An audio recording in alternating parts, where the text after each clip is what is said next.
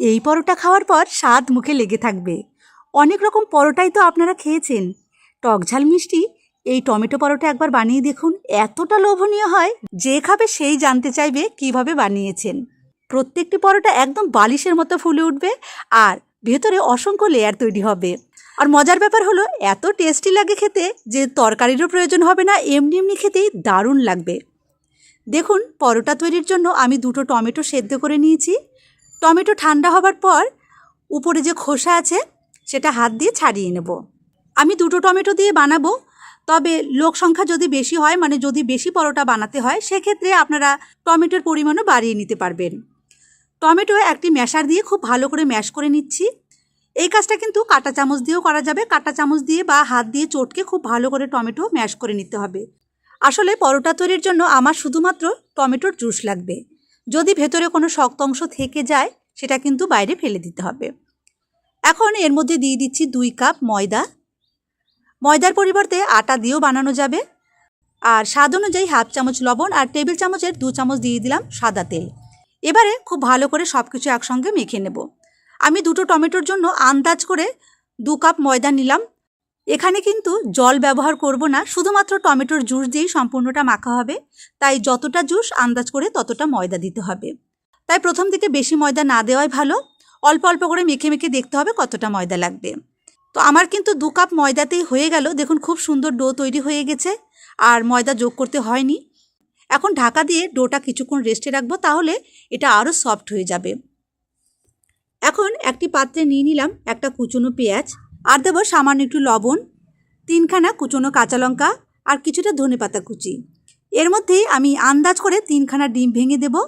যতটা ময়দা আমি মেখেছি সেই আন্দাজ করেই আমি 3খানা ডিম দিলাম।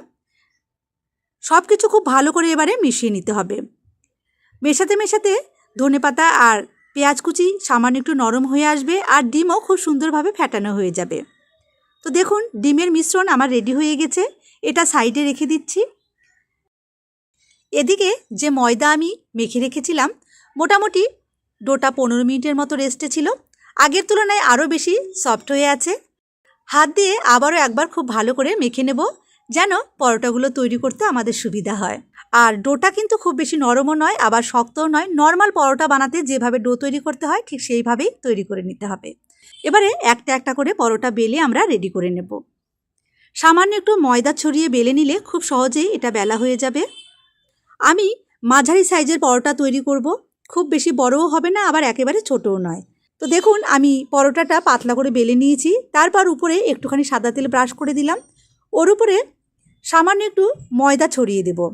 মানে পরোটার মধ্যে অসংখ্য লেয়ার তৈরি করার জন্য আমরা নর্মালি যেভাবে ভাঁজ করে থাকি ঠিক সেইভাবেই এই পরোটাতেও ভাঁজ করে নিতে হবে। এবারে একটা সাইড থেকে ধরে এইভাবে ভাঁজ করে দিতে হবে। উপরে আবারও সামান্য একটু সাদা তেল লাগিয়ে ময়দা ছড়িয়ে নিলাম। আমি যেভাবে করছি ঠিক এইভাবে করে নেবেন। এবার এদিক থেকেও আরও একটা ভাঁজ উপরে দিয়ে দিতে হবে।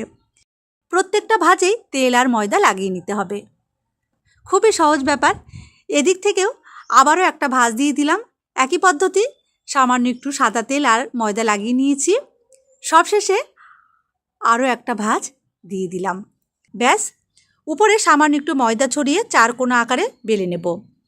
তবে পরোটাটা খুব বেশি পাতলা হবে না আবার একদম মোটাও থাকবে না, ঠিক এরকমভাবে বেলে নেবেন। এভাবে ভাঁজ করে বেলে নিলে পরোটার মধ্যে অসংখ্য লেয়ার তৈরি হয়ে যাবে আর এত বেশি ফুলে উঠবে একদম বালিশের মতো মনে হবে। এদিকে পরোটাগুলো ভাজবার জন্য আমি কড়াইয়ে সামান্য একটু সাদা তেল দিয়ে গরম করতে বসিয়ে দিলাম। এখন পরোটাটা ডিমের গোলায় ডুবিয়ে কড়াইয়ে দিয়ে দেব। আর পরোটা ভাজবার সময় গ্যাসের ফ্লেমটা অবশ্যই মিডিয়ামে রাখবেন, লোতে বা হাই রাখবেন না, মাঝারি আঁচে ভেজে নিতে হবে। উপরে চামচ দিয়ে সামান্য একটু ডিমের মিশ্রণ লাগিয়ে দিলাম। একটা সাইডে মোটামুটি হাফ মিনিট মতো ভাজা হবার পরে উল্টে দিতে হবে। দেখুন কত সুন্দরভাবে ফুলে উঠেছে। প্রত্যেকটি পরোটাই কিন্তু ঠিক একইভাবে ফুলবে। মাঝারি আঁচে উল্টে পাল্টে ভেজে নিলেই খুব সুন্দরভাবে ভাজাও হবে আবার এরকমভাবে ফুলে উঠবে। যখন দেখবেন উপরে হালকা হালকা সোনালি রং ধরেছে বুঝতে হবে ভাজা হয়ে গেছে, তারপর তুলে নিতে হবে। প্রত্যেকটি পরোটাই আমি ডিমের গোলায় ডুবিয়ে একইভাবে ভেজে নেব। দেখুন পরোটাগুলো কতটা লোভনীয় দেখাচ্ছে, দেখেই খেতে ইচ্ছে করবে। একদম জিভে জল আসার মতো পরোটার রেসিপি। প্রত্যেকটি পরোটা একইভাবে ফুলেছে, একটাও মিস হয়নি। তো বন্ধুরা, যদি এই রকমই আরও নতুন নতুন রেসিপি আপনারা দেখতে চান, তাহলে আমার এই চ্যানেলটি কিন্তু আপনাদেরকে সাবস্ক্রাইব করে রাখতে হবে। যদি এখনও না করে থাকেন তো আজই করে নিন। যারা ইউটিউব থেকে দেখছেন তারা আমার ইউটিউব চ্যানেল আরজাদি কিচেন সাবস্ক্রাইব করে রাখুন। যারা ফেসবুক থেকে দেখছেন তারা আমার আরজাদি গুড ফুড ফেসবুক পেজটি ফলো করে রাখুন। এই পরোটাগুলো খেতে এতটাই মজার, উপরের দিকে হালকা ক্রিস্পি থাকবে আর ভেতরে অসংখ্য লেয়ার তৈরি হবে। এবার আর দেরি না করে বাড়িতে শুধু বানিয়ে ফেলুন আর আমাকে কমেন্ট করে জানাবেন আপনাদের কেমন লেগেছে। আর ভিডিওটি শেয়ার করে প্লিজ সবাইকে দেখার সুযোগ করে দেবেন। ধন্যবাদ।